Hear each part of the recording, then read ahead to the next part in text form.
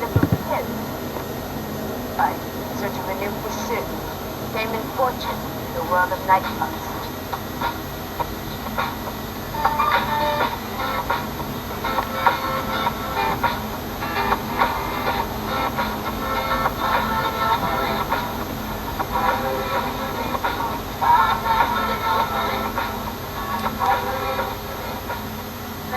Dancing. There are rooms for people to talk, there are rooms for people to hang out, there are rooms for people just to look at each other. It's like a fantasy world that we're living for other people.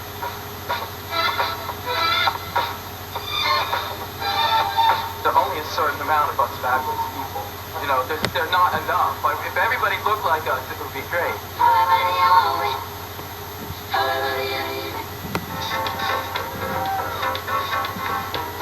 Every night of the week, in the New York club scene, there's a party going on. And these are the most sought-after guests. They call themselves the club kids, and most of them are just that, kids who created their own separate society. Children of wealthy parents who made a career out of staying out late. It's a different city. Like, the people who go out at night actually run the city, and a lot of people in the daytime have no idea what goes on while they're sleeping. 22-year-old Michael Alig is a recognized king of the club kids. I guess I consider myself a leader because a lot of people imitate what I do. To me, dressing up is a form of self-expression and showing other people that you're going to do what you want to do. Sent here to study by his parents in Indiana, Michael quickly discovered a more interesting way to get ahead. He's not the only one. You want to hit like the peak of a party with the most incredible thing. They'll make you the most noticeable person in the whole room, whether it's like 10 people or 10,000 people. Keoki is just one of hundreds of rich kids who've thrown away their parents' ideals to ride what they think is the fast track to fame. We get bored really quick. In our generation, we have a very short attention span. We're brought up on TV. So clubs are the same way. You know, they go quick. The current place to be is Mars, and the rest of New York agrees.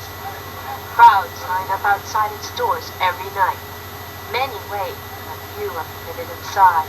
Club owner Rudolph personally selects his patrons, who pay $20 just to walk in the door. New York, you see, is a kind of a city that is within 10 million inhabitants. There's probably 9 million Slavs, and those I don't want. Therefore, I mercilessly don't let them in. But Michael and his friends are welcome at Mars, and most other clubs. In fact, they're so welcome that some clubs pay them to come in.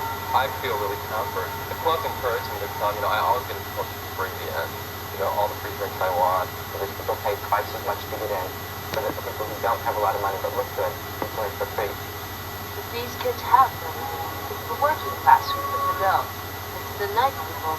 That's the way it should be. They're yearning for something different, to see more, and to do more than the day people. There should be two governments, one for the day and one for the night, because the rules of behavior and the rules of what people want are completely different. And when the two mix, anything can happen.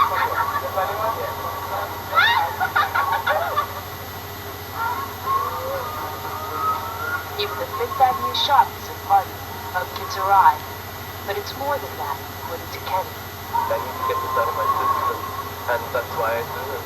If I didn't do it, I'd be oppressed, and I'd have to do something else. You know, I'd probably be a mass murderer or something, I don't know. In a city where you don't choose a club, but a club chooses you, the club kids have found an acceptance they've never had before. After being shunned by the daytime world, their biggest fear is joining the 9-to-5ers. They just seem so bored. It's a horrible routine that they go through every day. But Ernie, an Ivy League graduate, has his own routine, creating just the right look to escape his part-time day job in computer work. I just look like some kind of, I don't know, acid flashback, but they can't even believe I'm real. They have to touch me. I mean, that I really like that. I'm constantly being touched by people. Like sometimes you're an outsider in the real world. Real world is like the daytime. You come to clubs and it's like this alternative world. It's like a fairy tale that you heard about when you were a child, but it's real. We decided to see for ourselves in the lobby of Tuesday. Tuesday night. First stop NK, they were quickly whisked inside. It didn't take long to realize that things aren't always what they seem. Things got a little more colorful in the love machine. And a little wilder. And finally, the world, where they danced until dawn. They're not in this solely for the fun. Most of them come from parents who are pretty well off, and they want all of the things that they're supposed to get, but they don't want to go to school to get it. They want a shortcut. They want some other way to fame and fortune. We are celebrities of our own world. We do rule our own world. Living in his parents' opulent Madison Avenue apartment, Lincoln Palsgrove IV could afford to devote his earnings as a part-time club doorman to his unusual wardrobe. I'm willing to go that extra mile and spend a lot of clothes. Some people may think it's actually ugly, but so what? I like it. And I think that because I paid, $900 for this jacket, doesn't mean, people do spend that kind of money on clothes. Lincoln is only one of many who defy the generosity of their parents, but there's money to be made just by throwing parties. There was a time at Toronto when I was making $1,000 a day. That's when not as many people were doing it. They are on salary, and they go from club to club, handing out invitations to other clubs. Stephen Saban is an editor at Details Magazine, one of his beats, the nightlife section. They're annoying. They're really irritating and loud, boisterous, but they perk up a party considerably. Leave us alone, Bruce. Interrupt our thought. All we're trying to do is have good, clean, safe fun. You have to have a license to have fun in New York City, sir. And this is why he's father of the Tonight, they're celebrating a birthday, so they pick a deserted downtown street, rent an 18-wheeler, set up a bar. And it's off to the red zone. It isn't a trip. But once there, it's free drinks for all, courtesy of the owner. We don't entertain Michael's friends. Michael's friends entertain our customers. Michael is an actor. And Michael has even opened his own place, just for his friends. And it doesn't get going until 4 in the morning. Decadence is fun.